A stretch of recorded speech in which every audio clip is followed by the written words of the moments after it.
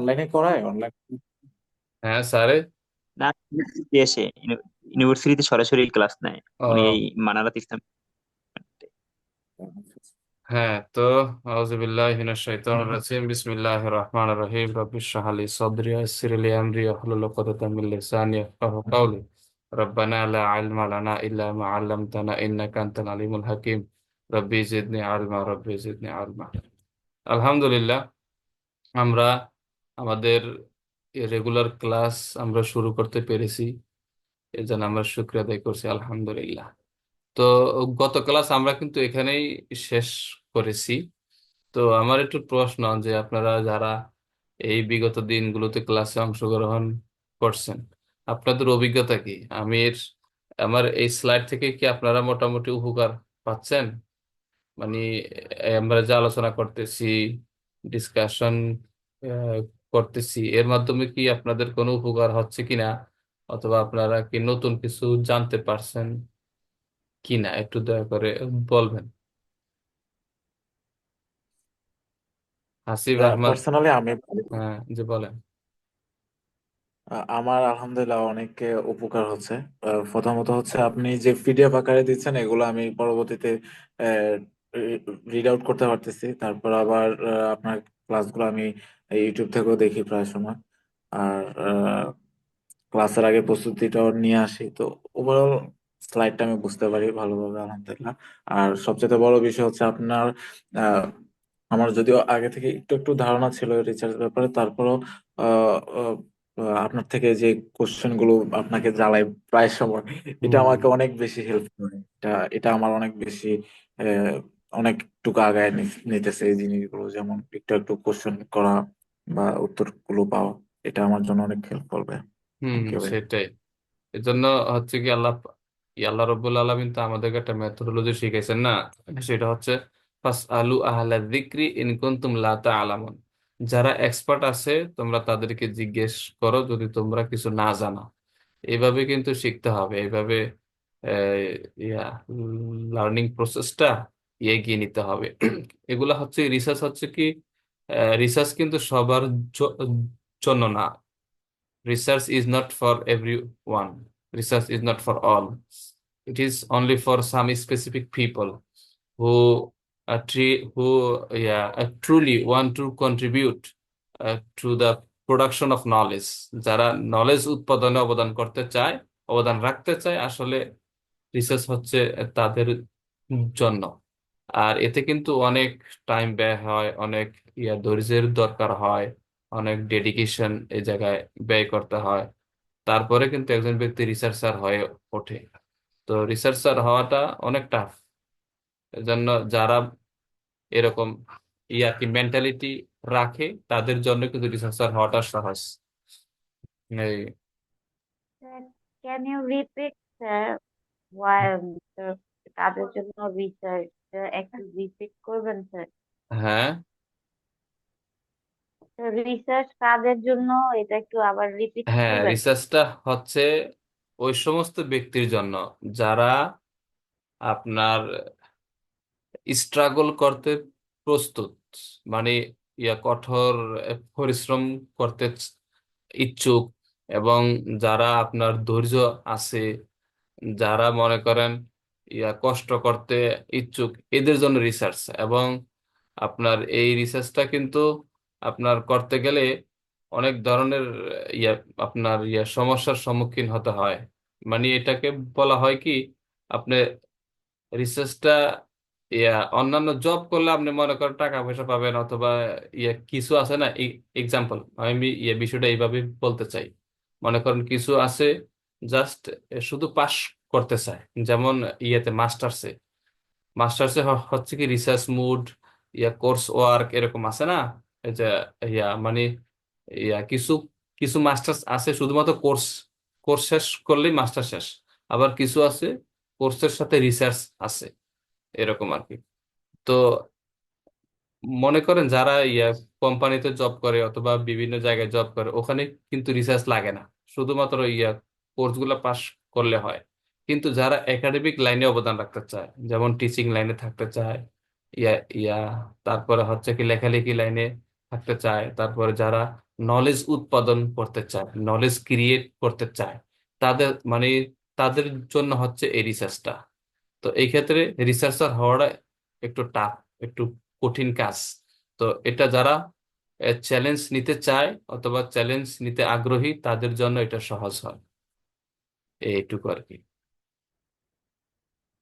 তো আমরা এখানে ওকে। বলতেছিলাম যে two important objectives of LR. LR মানে কি? লিটারেচার রিভিউ নাকি? তো প্রথম উদ্দেশ্য হচ্ছে কি সিকিং ইনফরমেশন, যে আমরা লিটারেচার রিভিউ করব। যে লিটারেচার রিভিউ কি, এটা তো আমাদের কাছে স্পষ্ট, ঠিক না? লিটারেচার মানে কি? সাহিত্য। সাহিত্য মানে কি? যে আমি যে বিষয়ে রিসার্চ করতেছি এই বিষয়ে আগে যারা যারা লিখছে, যারা যারা আর্টিকেল লেখছে, বই লেখছে, তারপরে বিভিন্ন ধরনের লেখা লেখছে, ওগুলা ওগুলা স্টাডি করা, ওগুলাকে ওগুলাকে অধ্যয়ন করা হচ্ছে কি লিটারেচার। আর রিভিউ মানে কি করা? রিভিউ মানে পর্যবেক্ষণ করা, যে তারা কিভাবে লেখছে, তাদের লেখাতে কোনো সমস্যা আছে কিনা আমার দৃষ্টিতে, অথবা কোনো অসঙ্গতি ধরা পড়ে কিনা। হ্যাঁ। তো এইটাকে বলা হয় রিভিউ। যে আমি যে পড়বো, আমার পড়া আর অন্যান্যদের পড়ার ভিতরে পার্থক্য আছে। আমি পড়তেছি রিসার্চের মেন্টালিটি নিয়ে, আমি পড়তেছি আমার রিসার্চের কোনো ইস্যু পাই কিনা, এই মেন্টালিটি নিয়ে আমি পড়তেছি। তো এই পড়া আর অমনি অমনি শুধু রিড আউট করা, এটা কিন্তু আলাদা। মানে একজন রিসার্চারের পড়া আবার একজন সাধারণ পাঠকের পড়া, উভয়টার ভিতরে কিন্তু পার্থক্য আছে। যারা রিসার্চার তারা তারা কি করে হাইলাইট করে তো রাখে কোনো পয়েন্ট, ইম্পর্টেন্ট কোনো পয়েন্ট যদি তাদের চোখে ধরা পড়ে তখন তারা সেটারে কি করে, হাইলাইট করে রাখে অথবা নোট করে রাখে। ওই এরকম যে যাতে করে তারা পরবর্তীতে এই কথাটুকু তাদের রিসার্চের ভিতরে নিয়ে আসতে পারে। তাহলে সাধারণ পাঠক আর রিসার্চারের ভিতরে এর এই পার্থক্য আর কি। তো এখানে বলা হচ্ছে সিকিং ইনফরমেশন, লিটারেচার রিভিউর অন্যতম একটা অবজেক্টিভ হচ্ছে কি সিকিং ইনফরমেশন, মানে ইনফরমেশন গ্যাদার করা, অনুসন্ধান করা, তথ্য কি করা, অনুসন্ধান করা, খোঁজ করা। এই যে আমার আগে যারা লেখছে আমি তাদের লেখাগুলো পড়বো, পড়ার উদ্দেশ্য হচ্ছে কি আমি তথ্য খুঁজবো, যে তারা কি কি বিষয় লেখছে, কিভাবে লেখছে, তারা বিষয়টাকে কোন দিক দিয়ে অ্যানালাইসিস করছে, তারা বিষয়টাকে কিভাবে পর্যবেক্ষণ করছে, তাদের পর্যবেক্ষণটা আদৌ ঠিক আছে কি না। হ্যাঁ, আমি বিষয়টাকে যেভাবে দেখি তারা এটাকে কিভাবে দেখছে। তো আমার দেখা আর ওদের দেখার ভিতর পার্থক্যটা কোথায়? যদি পার্থক্য থাকে তাহলে আমারটা কি বেটার নাকি ওদেরটা বেটার, আমারটা ইফেক্টিভ নাকি ওদেরটা ইফেক্টিভ। তো ওদেরটার সে যদি আমারটা বেশি ইফেক্টিভ হয় তাহলে কেন ইফেক্টিভ, এইটা কি করতে হবে, লিটারেচার রিভিউর মধ্য দিয়ে নিয়ে আসতে হবে। এরপর হচ্ছে কি ক্রিটিক্যাল অ্যাপ্রাইজাল। ক্রিটিক্যাল অ্যাপ্রাইজাল অর্থ কি? অ্যাপ্রাইজাল মানে কি ইভালুয়েশন। অ্যাপ্রাইজাল অর্থ কি ইভালুয়েশন। যে ক্রিটিক্যাল অর্থ কি? ক্রিটিক্যাল অর্থ হচ্ছে আপনার আপনার কোশ্চেন মূলক, যে আমি যা পড়তেছি এটারে ক্রিটিক করতে হবে, এটাকে প্রশ্ন করতে হবে যে আদৌ আপনার অথরে যা বলছে এটা কি শুধু আমি সামে আনা ও আত আনা, আমি শুনলাম আর কি করলাম, কি মানলাম, এইভাবে আমি পড়বো, নাকি তার লেখাকে আমি কি করব, ক্রিটিক করব। এখন ক্রিটিক্যাল এবিলিটি এটা কিন্তু সবার থাকে না। যারা মনে করেন পড়তে পড়তে পড়তে পড়তে পড়তে একেবারে টেক্সটের ইয়া সমস্ত জ্ঞান অর্জন করতে পেরেছে তারাই কিন্তু ক্রিটিক করতে পারে। তো এখানে ক্রিটিক করতে গেলে একটা কি লাগে, যোগ্যতা লাগে, একটা দক্ষতা অর্জন করতে হয়। তো যারা এই দক্ষতাটা অর্জন করতে পারে তাদের তাদের জন্য ক্রিটিক হওয়াটা সহজ। এবং তারা আপনার যে কোনো লেখারে কি করতে পারে, ক্রিটিক করতে পারে, মানে কি সমালোচনা করে লিখতে পারে। তাহলে কি ক্রিটিক্যাল অ্যাপ্রাইজাল আপনার লিটারেচার রিভিউর আরেকটা উদ্দেশ্য হচ্ছে কি ক্রিটিক্যাল অ্যাপ্রাইজাল।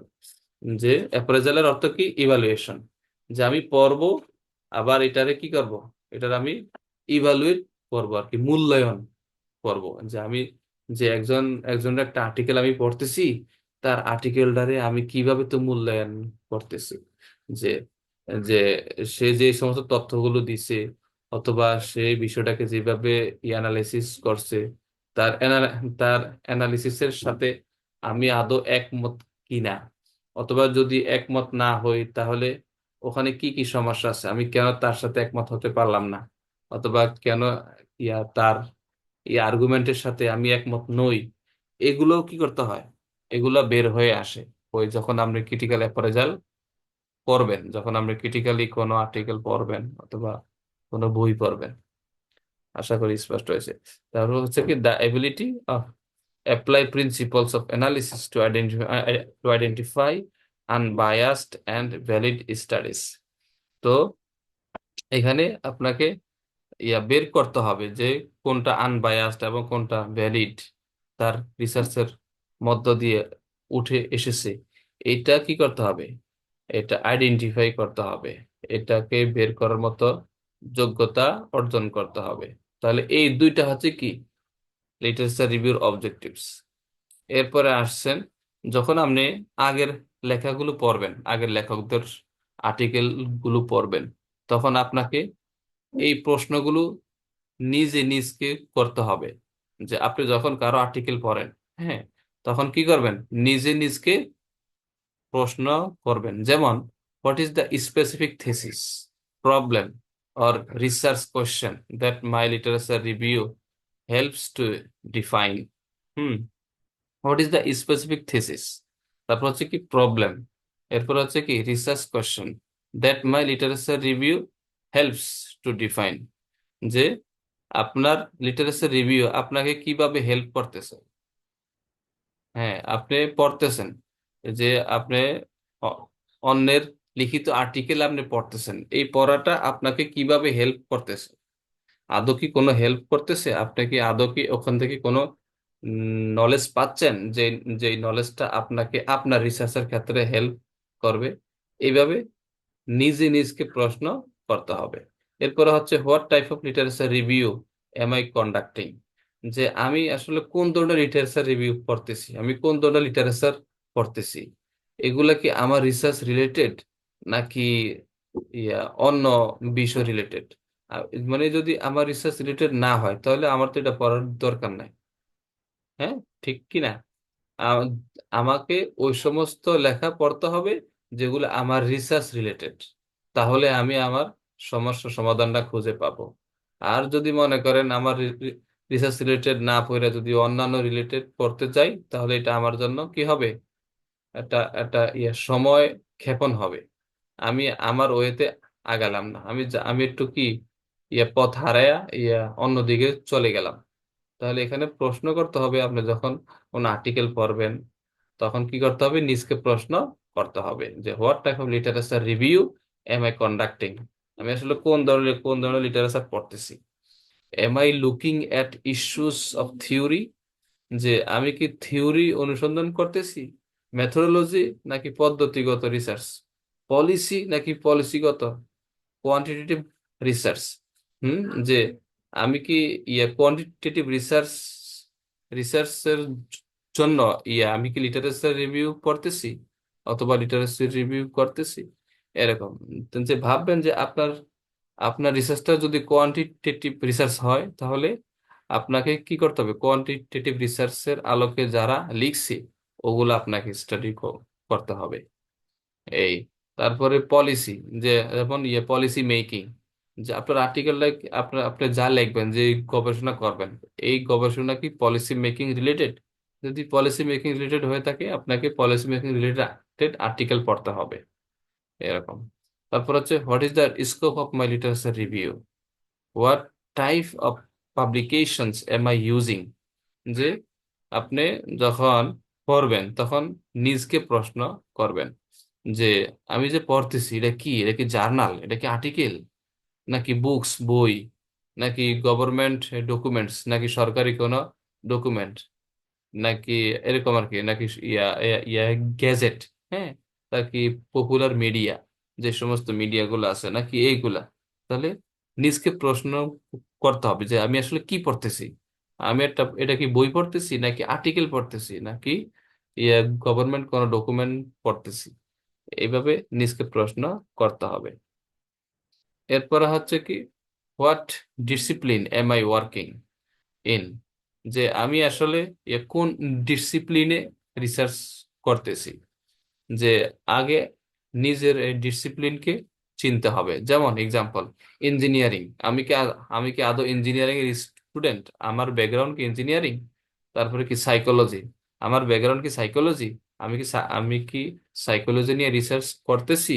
তারপর কি হিউম্যানিটিস, আমি কি ইয়া ইয়া আপনার ওই ইয়া ইয়া কি মানবিকতা হচ্ছে না, আমি কি সে রিলেটেড রিসার্চ করতেছি? আমি কি ফার্মাসি বিষয়ে রিসার্চ করতেছি নাকি ম্যানেজমেন্ট? মানে এইভাবে নিজে নিজকে প্রশ্ন করবেন। যখন আপনার ব্যাকগ্রাউন্ড আপনার কাছে স্পষ্ট হবে, আপনার রিসার্চের ফিল্ড যখন আপনার কাছে স্পষ্ট হবে, তখন আপনার জন্য ওই রিলেটেড আর্টিকেল ডাউনলোড করা, পড়া, এটা আপনার জন্য আরো সহজ হবে। এখন মনে করেন আপনি রিসার্চ করতেছেন কি নিয়ে, সাইকোলজি নিয়ে। এই সাইকোলজি নিয়ে আপনার উচিত কি সাইকোলজি রিলেটেড আর্টিকেল গুলা পড়া।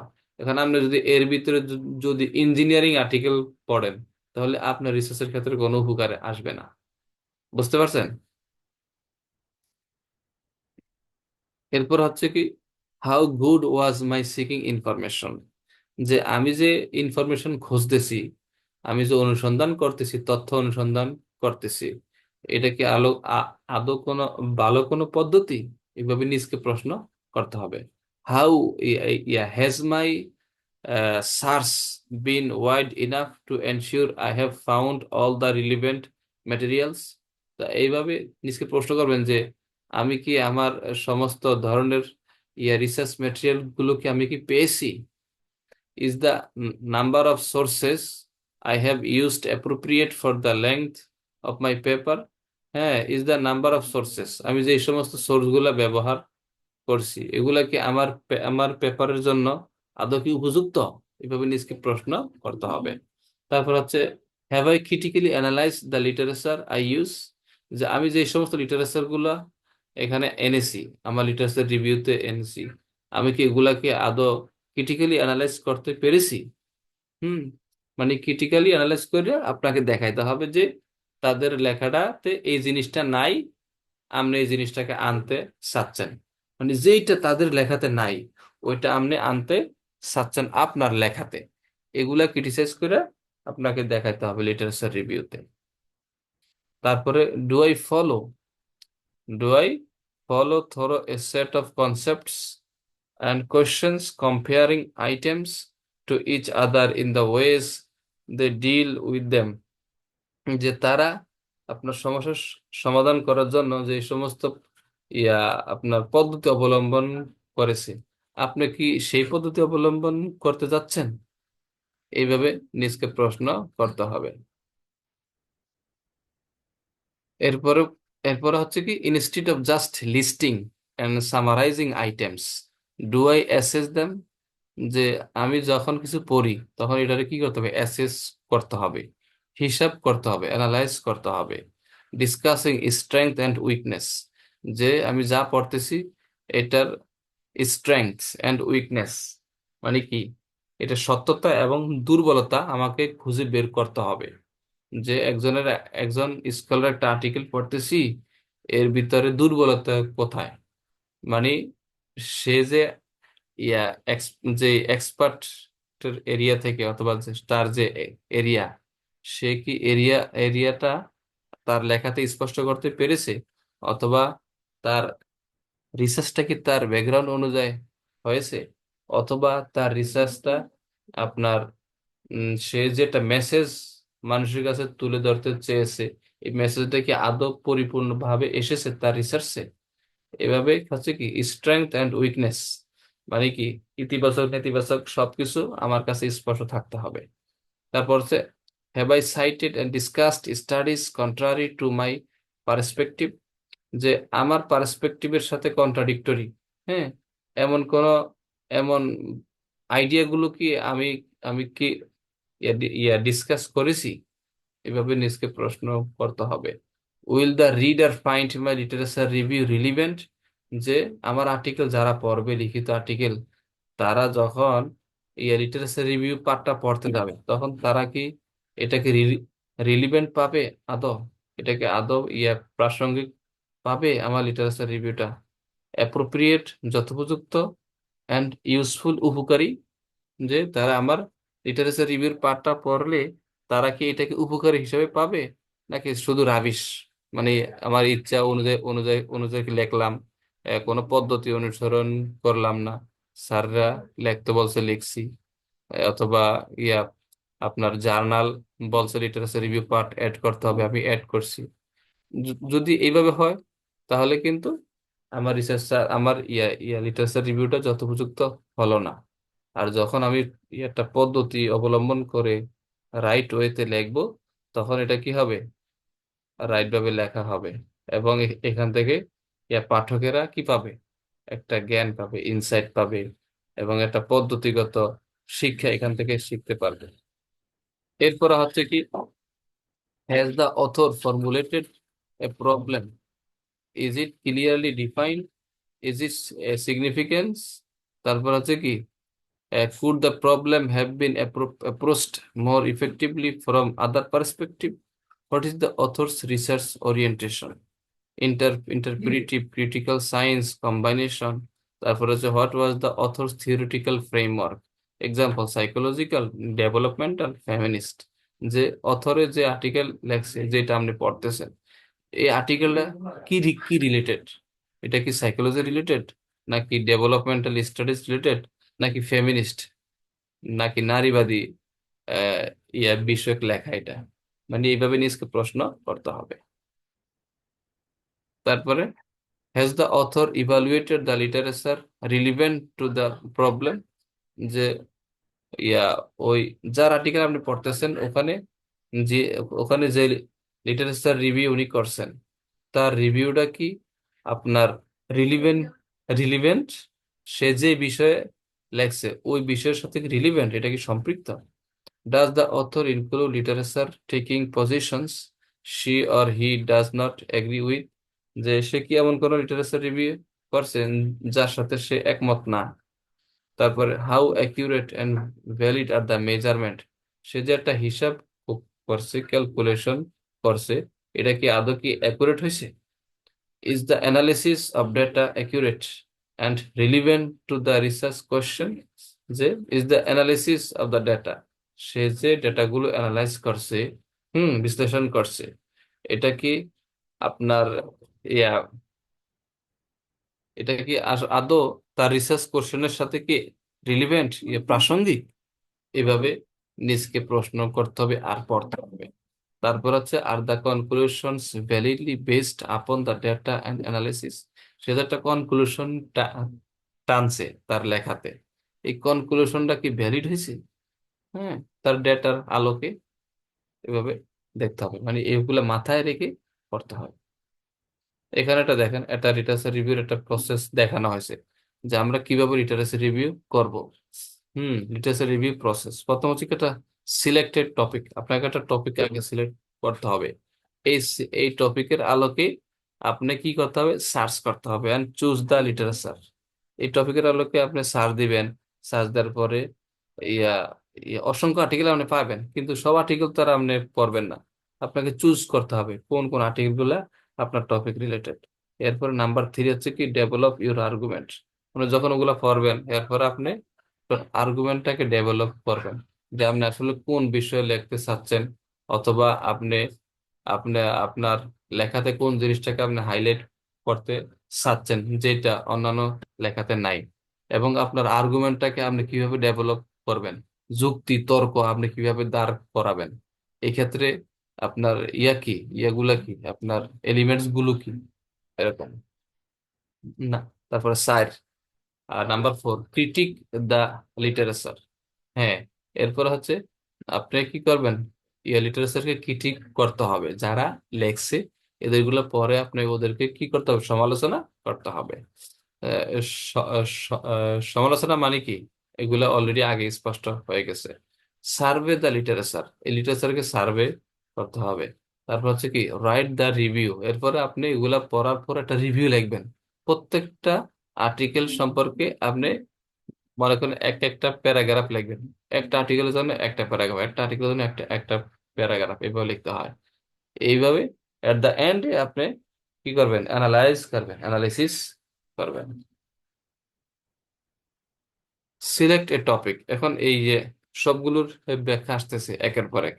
এই যে সিলেক্ট টপিক, যে রিড ইউর অ্যাসাইনমেন্ট কেয়ারফুলি, আমরা একটা টপিক কিভাবে আপনি সিলেক্ট করবেন, এক্ষেত্রে হচ্ছে কি রিড ইউর অ্যাসাইনমেন্ট কেয়ারফুলি। হ্যাঁ, আপনাকে যেটা অ্যাসাইনমেন্ট দেওয়া হবে এটা আপনি কেয়ারফুলি পড়বেন।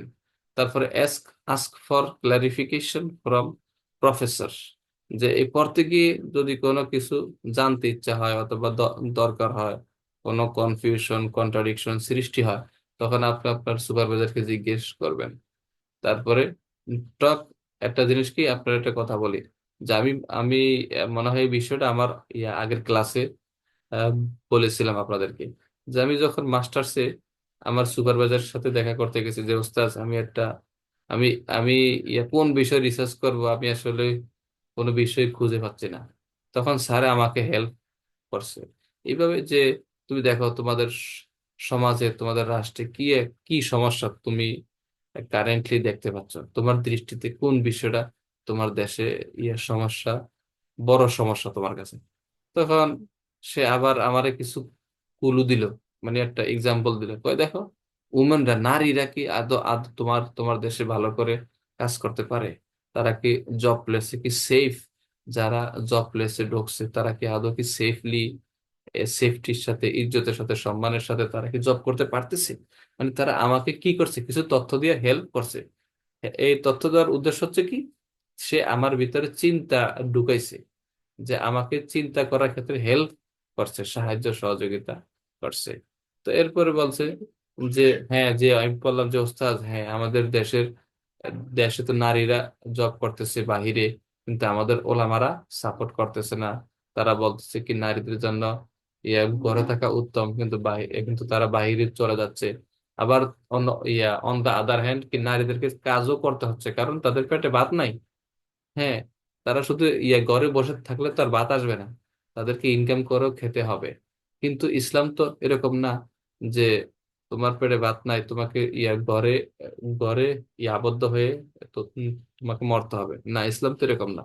ইসলাম বলছে তুমি ইনকাম করতে পারো, তুমি কি করে ইয়া মানে এটা হচ্ছে কি, মানে ইসলাম যে পথ দেখেছে, মানে কি মডেস্টি, হ্যাঁ পর্দা, পর্দা ফসিদা, তারপর কি রুলস রিউলস মেনটেন করে তুমি কি করতে পারো, কাজ করতে পারো। মানে যে যে ইসলামে যেভাবে পথ দেখাইছে সেভাবে কাজ করতে পারো। তো আমাদের ওলামারা হচ্ছে কি শুধু আপনার ডিসকারেজ আমরা করতেছি, কিন্তু তাদের যে একটা সমস্যা ওই সমাধান আমরা দিতে পারতেছি না। তো এইটা নিয়ে মানে আমি যখন ওস্তাদের সাথে কথা বললাম, তখন ওস্তাদ আমাকে এইভাবে হেল্প করলো একটা টপিক দাঁড় করানোর জন্য। তো এটা আমি